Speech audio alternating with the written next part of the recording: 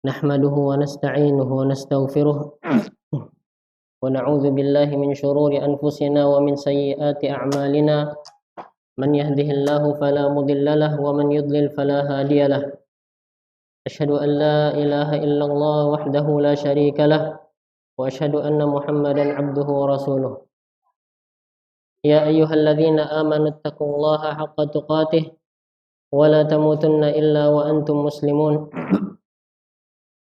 يا أيها الناس اتقوا ربكم الذي خلقكم من نفس واحدة وخلق منها زوجها وبث منهما رجالا كثيرا ونساء واتقوا الله الذي تساءلون به والأرحام إن الله كان عليكم رقيبا يا أيها الذين آمنوا اتقوا الله وقولوا قولا سديدا يصلح لكم أعمالكم ويغفر لكم ذنوبكم ومن يطع الله ورسوله فقد فاز فوزا عظيما أما بعد فإن أصدق الحديث كتاب الله وخير الهدي هدي محمد صلى الله عليه وسلم وشر الأمور محدثاتها فإن كل محدثة بدعة وكل بدعة ضلالة وكل ضلالة في النار. Para jamaah yang dimuliakan Allah, insyaallah pada pertemuan ini kita akan membahas tentang bagaimana kita menyambut bulan Ramadan.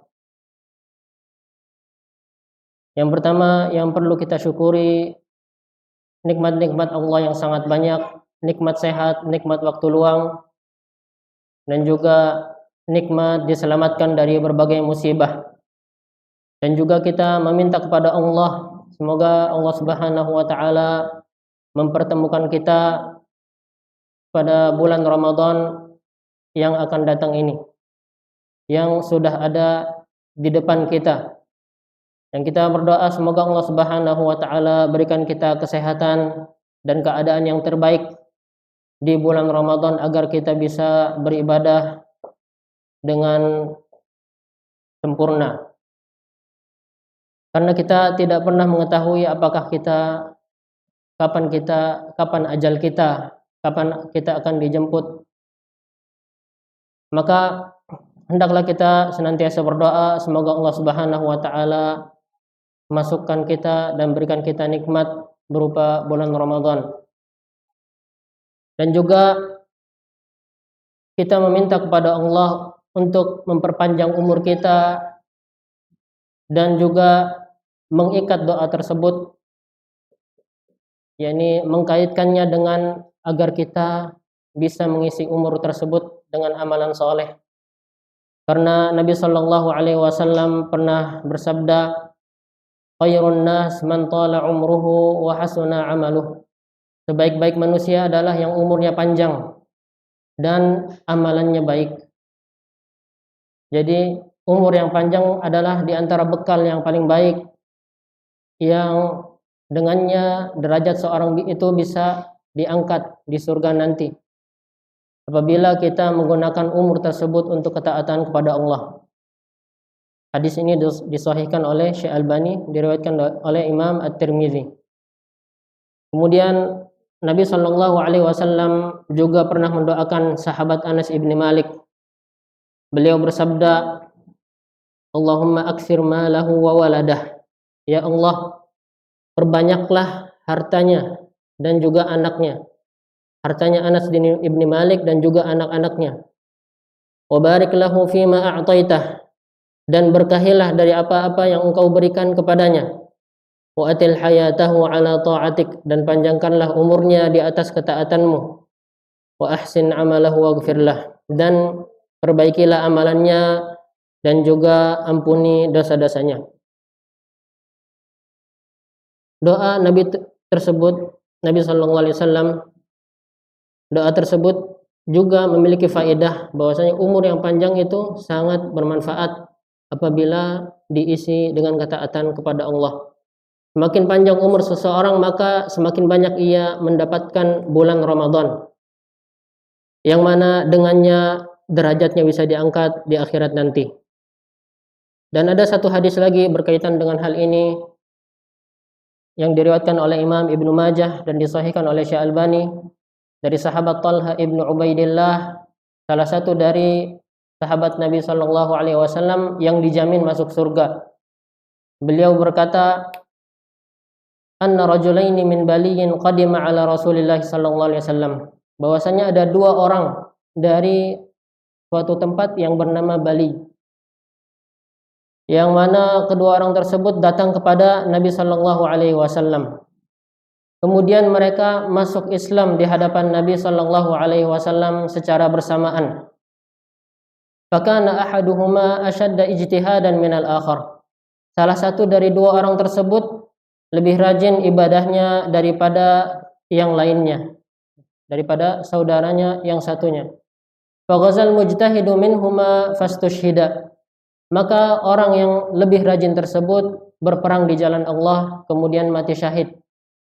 Thumma makasal akharu ba'dahu sanah thumma tuwfiya. Kemudian saudaranya yang satu lagi yang masuk Islam secara bersamaan itu, saudaranya satu lagi yang tidak mati syahid, orang tersebut masih hidup selama 1 tahun, kemudian setelah itu orang tersebut juga wafat. Maka Talha ibnu Ubaidillah menceritakan, fara'aitu fil manam baina ana 'inda babil jannah idza ana bihima. Maka aku melihat di dalam mimpiku, tiba-tiba aku berada di depan pintu surga dan aku sedang bersama dengan dua orang yang sahabat yang telah wafat tersebut. Fa kharaja kharijun minal jannah, maka ada seorang malaikat yang tiba-tiba keluar dari arah pintu surga. Fa adzina lilladzi tuwfiyal akhira minhuma. Kemudian malaikat tersebut mengizinkan orang dari dua orang tersebut yang wafat belakangan. Artinya orang yang tidak mati syahid dan juga tidak terlalu semangat ibadahnya dibanding yang pertama. Tsumma kharaja fa adzina lilladzi istushhida. Kemudian malaikat tersebut keluar lagi lalu mengizinkan orang yang mati syahid tersebut untuk masuk surga. Ini artinya orang yang mati syahid dalam hal ini, orang tersebut masuk surga setelah orang yang tidak mati syahid, namun umurnya lebih panjang. Tsumma raja'a ilayya, kemudian malaikat tersebut kembali datang kepadaku, yaitu Talha ibnu Ubaidillah. Kemudian malaikat tersebut berkata, irji, pulanglah. Fa innaka lam ya'ni laka ba'du, karena sesungguhnya engkau belum menyelesaikan bagian urusanmu. Yakni maksudnya Talha ibnu Ubaidillah pada saat itu belum wafat, jadi tidak bisa masuk ke dalam surga. Fa asbaha Talhatu yuhadditsu bihin nas. Maka pada pagi harinya Talha menceritakan hal tersebut kepada para sahabat yang lain. Fa ajibu lidzalik, maka para sahabat pun heran dengan cerita tersebut. Fa balagha dzalika Rasulullah sallallahu alaihi wasallam fa haddatsuhu al-hadis. Maka cerita tersebut, cerita tentang mimpinya Talha tersebut sampai kepada Nabi Shallallahu Alaihi Wasallam, yakni diceritakan oleh sahabat-sahabat yang lain. Maka Nabi Shallallahu Alaihi Wasallam bertanya, min ayyi dzalika ta'jabun? Dari mana kalian heran? Yakni dari sisi mananya kalian heran dari apa yang ada dalam cerita tersebut? Maka para sahabat berkata, ya Rasulullah, hadza kana ashaddar rajulaini ijtihadan thumma istushhida wa dakhala hadzal akhiru aljannata qablahu. Wahai Rasulullah, orang ini adalah orang yang lebih rajin dari dua orang tersebut. Kemudian orang ini juga wafat, yakni mati syahid, yakni di medan peperangan. Lalu bagaimana orang yang tidak mati syahid dan juga tidak lebih rajin, bagaimana bisa orang tersebut masuk ke dalam surga duluan? Maka Rasulullah sallallahu alaihi wasallam bersabda, "Alaysa qad makatha hadza ba'dahu sanah?"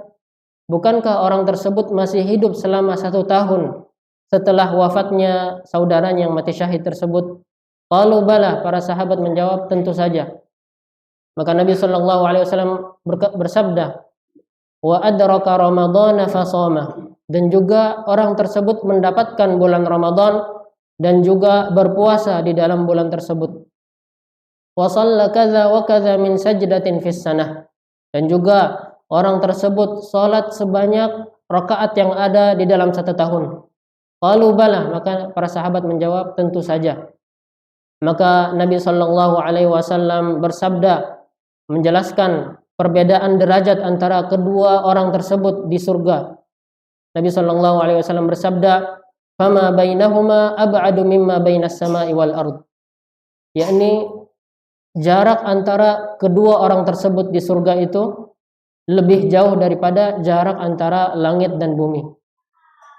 Maka ini adalah hadis yang azim, yang sangat agung, yang menunjukkan betapa pentingnya dan betapa besarnya nikmat apabila kita diberikan kesempatan untuk beribadah di bulan Ramadan. Maka hendaklah kita banyak-banyak meminta kepada Allah agar kita dipertemukan dengan bulan Ramadan ini. Kemudian jamaah rahimakumullah, pada pembahasan ini insyaallah ana tidak akan membawakan susunan dari ana sendiri. Susunan dalil-dalil ini hanya ana akan bacakan dari sebuah kitab yang bernama Ramadan Thariquna Ilal Jannah. Bulan Ramadan adalah jalan kita untuk masuk ke dalam surga. Yang mana kitab ini disusun oleh ulama yang banyak, ya. Bukan hanya satu ulama, namun kumpulan para ulama.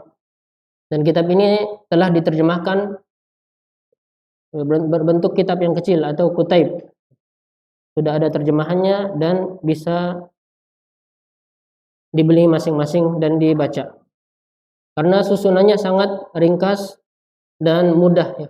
Ringkas, mudah, dan sangat mengandung dalil-dalil yang sangat banyak. Bismillahirrahmanirrahim. Al-Muqaddimah, pembukaan. Alhamdulillahillazi farada ala ibadihi siyama Ramadan. Segala puji bagi Allah yang telah mewajibkan kepada hamba-hambanya puasa di bulan Ramadan. Wassalatu wassalamu ala man unzila alaihi al-Quran. Dan salawat dan salam kepada yang telah diturunkan kepadanya Al-Quran, yaitu Nabi Muhammad SAW. Hudan linnas wa bayyinatin minal huda wal furqan. Sebagai petunjuk bagi manusia dan penjelasan dari petunjuk tersebut dan pembeda antara yang hak dan yang batil. Akhil muslim, wahai saudaraku kaum muslimin, hani'an laka ma khassaka Allahu bihi min ni'mati idraki syahri Ramadan. Yani bergembiralah dengan apa yang Allah khususkan kalian dengan sebuah nikmat, yaitu mendapatkan bulan Ramadan. Yang mana kitab ini disusun untuk orang-orang yang telah mendapatkan nikmat bulan Ramadan. Litasuma naharahu, untuk berpuasa di waktu siangnya. Wa taquma lailahu, dan juga salat malam. Wa taqra'a kitabahu, dan juga membaca kitabnya Allah, yaitu Al-Quran. Wa tatafarraga li'ibadatihi, dan juga meluangkan waktu untuk beribadah hanya kepada Allah. Fakam minan nasi hurrimu tilkan ni'mah. Berapa banyak orang yang tidak mendapatkan nikmat tersebut. Kam minan nas shamu ma'ana Ramadan al-ghaib wa humul yawma mauta fi quburihim. Berapa banyak di antara kaum muslimin yang pada bulan Ramadan lalu mereka masih berpuasa dengan kami, namun pada hari ini mereka telah mati, meninggal di kuburan-kuburan mereka. Wa kam minan nasi lam yastati'u siyama Ramadan limaradin nazala bihim.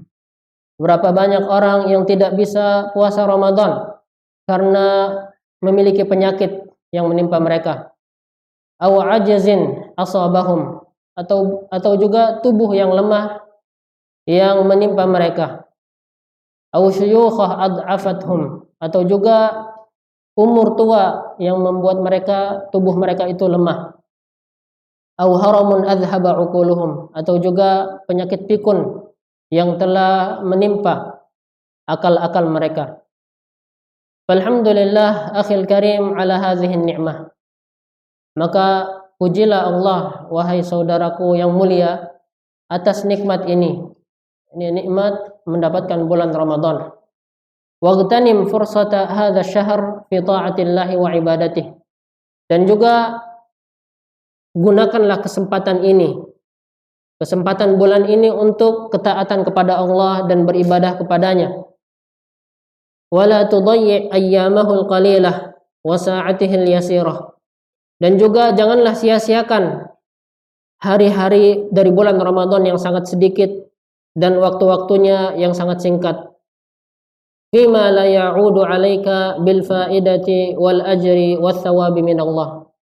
Janganlah kita yakni menyanyiakan dengan sesuatu yang tidak mendatangkan faedah atau pahala dan ganjaran dari Allah.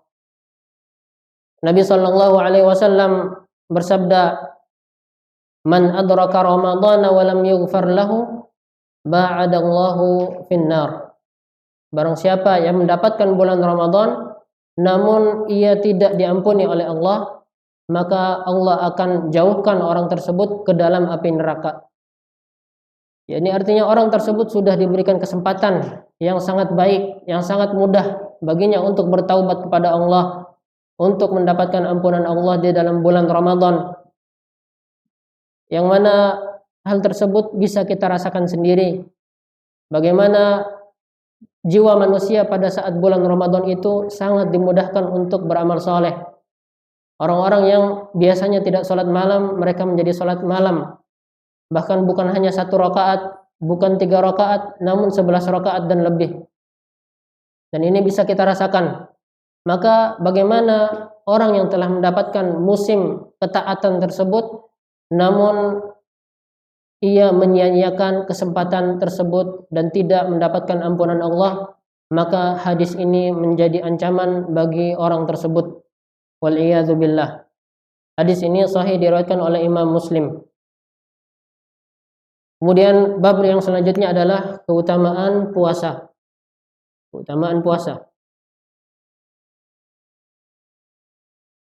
Rattaballahu ta'ala 'ala siyam 'azimal ajri wal maghfirah. Allah Subhanahu wa taala telah menetapkan bagi orang-orang yang berpuasa itu pahala yang besar dan ampunan. Allah Subhanahu wa taala berfirman, "Was-shaimina was-shaimat," sampai dengan firman-Nya, "A'addallahu lahum maghfiratan wa ajran 'azima." Ini orang-orang yang berpuasa baik laki-laki maupun perempuan, mereka mendapatkan dari Allah.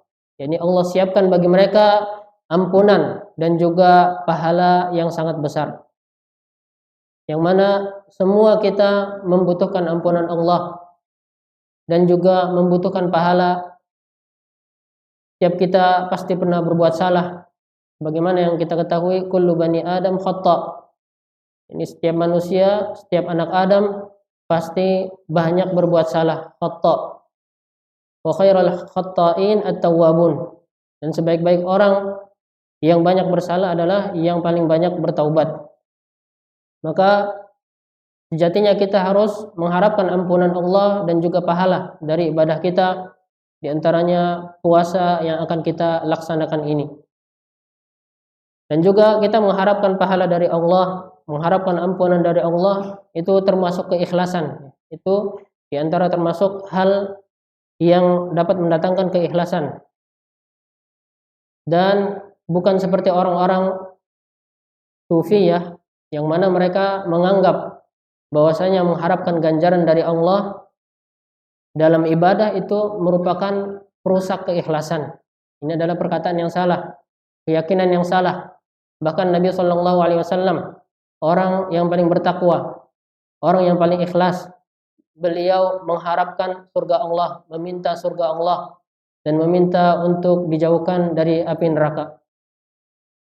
Kemudian poin yang selanjutnya dari keutamaan puasa, wa qala sallallahu alaihi wasallam, Nabi sallallahu alaihi wasallam bersabda, "Ma min 'abdin yasumu yawman fi sabilillah illa ba'adallahu bidzalika wajhahu 'anil nar 70 kharifan." Muttafaqun alaihi.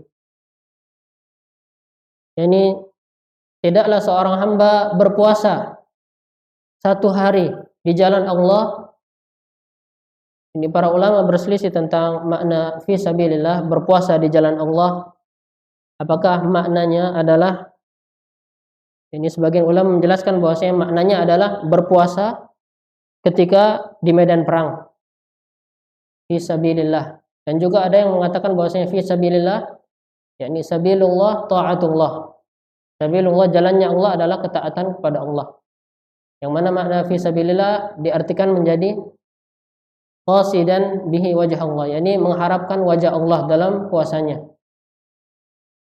Illa ba'adallahu bidzalika wajhahu 'anil nar 70 kharifan. Kecuali Allah Subhanahu wa taala akan jauhkan orang tersebut, yakni wajah orang tersebut dari neraka sejauh 70 tahun perjalanan. Yang mana Allah Subhanahu wa taala menjanjikan akan menjauhkan wajah orang tersebut dari neraka sejauh 70 tahun perjalanan. Disebutkan di hadis ini wajah saja, wajah dari orang tersebut. Di dalam ilmu balaghah disebut dengan zikrul ba'd yuradu bihil kull. Ini disebutkan sebagian, maksudnya adalah seluruhnya. Di antara ilmu yang membantu memahami Al-Quran dan hadis dan semua yang berkaitan dengan bahasa Arab adalah ilmu balaghah. Dan 70 kharifan, para ulama juga memaknai di antaranya ibarat, yakni suatu yang sangat jauh. 70 untuk suatu yang sangat banyak, ya. Artinya sangat jauh, ya. Sejauh-jauhnya. Allah Subhanahu wa taala jauhkan orang tersebut dari neraka sejauh-jauhnya. Dan kharifan adalah musim gugur, yang mana musim gugur itu tidak berulang kecuali di dalam 1 tahun hanya sekali. Makanya ini diartikan 70 tahun. Kemudian hadis yang selanjutnya, keutamaan puasa yang selanjutnya, walamma sa'ala Abu Umamah Rasulullah sallallahu alaihi wasallam an amalin yudkhiluhul jannah qala lahu. Ketika sahabat Abu Umamah bertanya kepada Nabi sallallahu alaihi wasallam tentang suatu amalan yang dengannya ia masuk surga, dengan sebab amalan tersebut ia bisa masuk surga, maka Nabi sallallahu alaihi wasallam bersabda, alaika bis-shaum, hendaklah engkau berpuasa. Fa innahu la mithla lahu, karena sungguhnya puasa itu tidak ada yang semisal dengannya, tidak ada tandingannya. Hadis ini riwayat Imam An-Nasa'i dan disahihkan oleh Syekh Albani rahimahullah. Para ulama menjelaskan, ya, bagaimana yang kita sering dengar hadis-hadis tentang keutamaan suatu ibadah, seolah-olah ibadah yang disebutkan dalam hadis tersebut adalah ibadah yang terbaik. Maka para ulama menjelaskan bahwasanya Nabi Shallallahu Alaihi Wasallam mengatakan bahwasanya puasa adalah amalan yang terbaik ketika beliau melihat kepada orang yang bertanya. Apakah orang tersebut lebih cocok untuk berpuasa, maka beliau menjawab dengan amalan puasa. Ataupun hadis yang lain, as-salatu ala waqtiha, di antara amalan yang terbaik adalah salat pada waktunya. Maka para ulama menjelaskan, Nabi SAW ketika menjelaskan bahwasanya amalan A adalah yang terbaik, amalan puasa adalah yang terbaik, maka maksud beliau adalah dalam suatu keadaan khusus, yang mana tidak diartikan puasa adalah amalan terbaik secara mutlak dari seluruh amalan. Kurang lebih seperti itu penjelasannya. Makanya jangan kita bingung ketika mendapatkan dalam satu hadis puasa lebih yang terbaik, kemudian dalam hadis lain salat yang terbaik, dalam hadis lain birrul walidain yang terbaik. Maka keadaannya dan penjelasannya demikian. Allahu ta'ala a'lam. Kemudian kita lanjut kepada keutamaan puasa yang keempat. Maksudnya Nabi Shallallahu Alaihi Wasallam bersabda, Allah Subhanahu Wa Ta'ala berfirman, ini hadis qudsi atau disebut dengan hadis ilahi, yang mana Nabi Shallallahu Alaihi Wasallam menyampaikan firman Allah, namun bukan Al-Quran, karena hadis qudsi itu tidak seperti Al-Quran. Yang perbedaannya diantaranya hadis qudsi tidak seorang hamba itu tidak beribadah dengan lafaznya, berbeda dengan Al-Quran. Allah Subhanahu wa taala berfirman, kullu amal ibni Adam lahu illa siyam. Setiap amalannya anak Adam itu miliknya kecuali puasa. Fa innahu li, puasa itu milikku, wa ana ajzi bih, dan akulah yang memberikan ganjaran bagi puasa tersebut. Artinya orang yang mengamalkannya. Wasiyamu junnah, dan puasa itu seperti tameng, ai wiqayah, perlindungan. Wa idza kana yaumu shaumi ahadikum fala yarfuth wala yaskhab. Apabila kalian sedang berpuasa, maka janganlah ia mencampur istrinya. Artinya dilarang al-jima, wala yaskhab, dan juga janganlah ia berteriak-teriak. Maksudnya diantaranya jangan berkelahi. Fa in sabbahu ahadun aw qatalah, apabila ada seseorang yang ingin mencelanya atau ingin mengajak untuk berkelahi, falyaqul inni mur'un sha'imun, maka hendaklah ia berkata, aku adalah orang yang berpuasa. Walladzi nafsu Muhammadin biyadihi, demi zat yang jiwanya Nabi Muhammad SAW berada di tangannya, la khalufu famis shaim atyabu indallahi min rihil misk, yakni bau mulut orang yang sedang berpuasa itu lebih baik di sisi Allah daripada wangi minyak kasturi. Lisaimi farhatan yafrahuhuma, bagi orang yang berpuasa itu ada dua waktu kebahagiaan. Iza aftara fariha bi fitrihi, apabila ia berbuka ia senang dengan bukanya tersebut. Wa idza laqiya rabbahu fariha bi shaumihi, dan apabila ia bertemu dengan Rabbnya, Tuhannya, ia senang dengan puasanya yang telah ia lakukan di dunia. Hadis ini sahih muttafaqun alaih. Para ulama menjelaskan tentang kenapa puasa itu fa innahu li, puasa itu milik Allah, wa ana ajzi bih, dan akulah yang memberikan ganjaran bagi puasa, amalan puasa.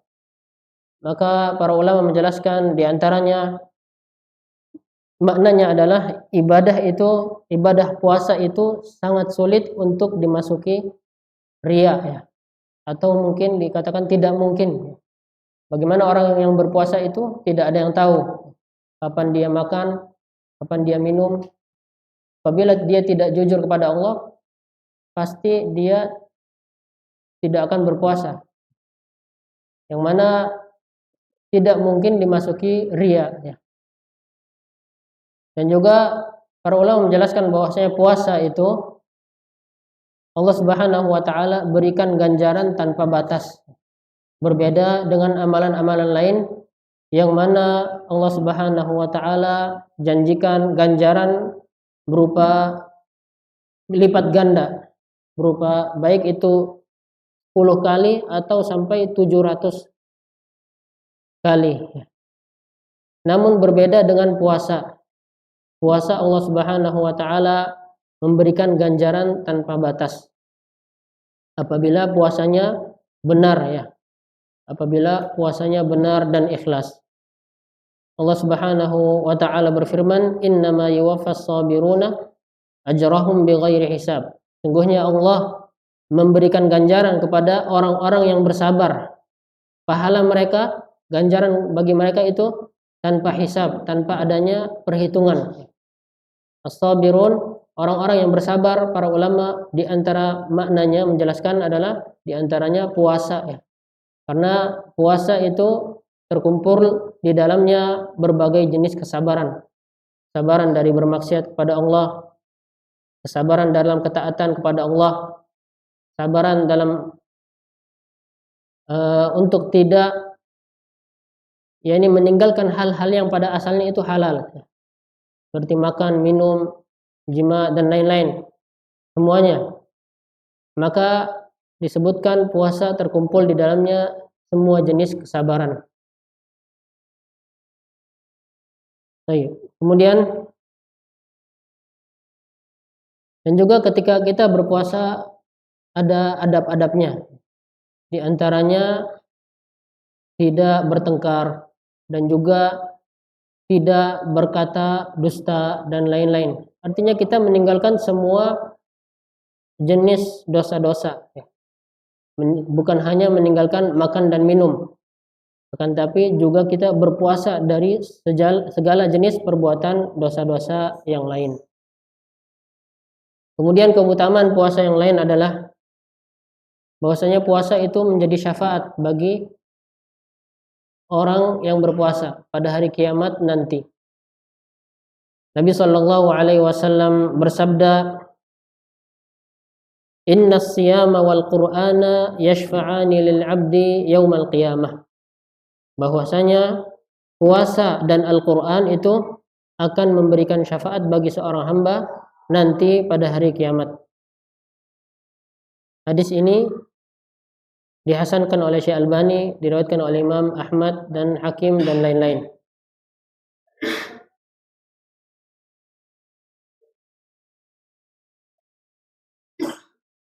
Kemudian arti dari asy-syafa'ah artinya menjadi penolong.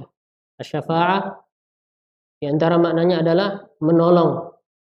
At-tawassut bil ghair bijalbil manfa'ah wa daf'il madarrah, yakni perantara untuk yakni tercapainya apa yang diinginkan, mencapai manfaat, wa daf'i al madarrah, dan menjauhkan dari madarat.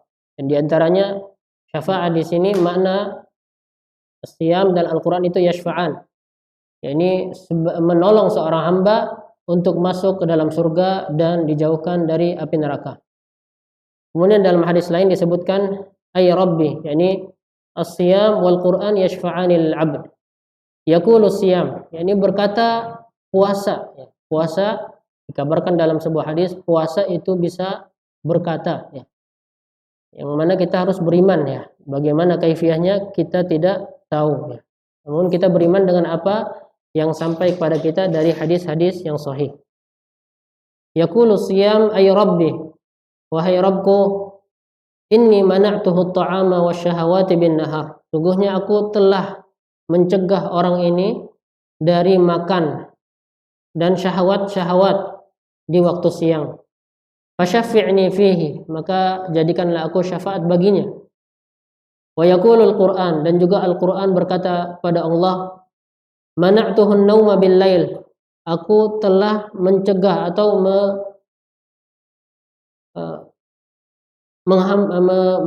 menghalangi hamba ini dari tidur di waktu malam. Yang mana orang-orang yang menghafalkan Al-Quran, membaca Al-Quran, kebanyakan mereka pasti banyak menggunakan waktu malamnya untuk membaca Al-Quran. Karena Al-Quran itu sangat butuh murajaah, sangat butuh untuk dimurajaah. Makanya di sini dikatakan Al-Quran itu melarang atau mencegah seseorang itu dari tidur di waktu malam. Pasti ada waktu malam yang digunakan untuk membaca Al-Quran.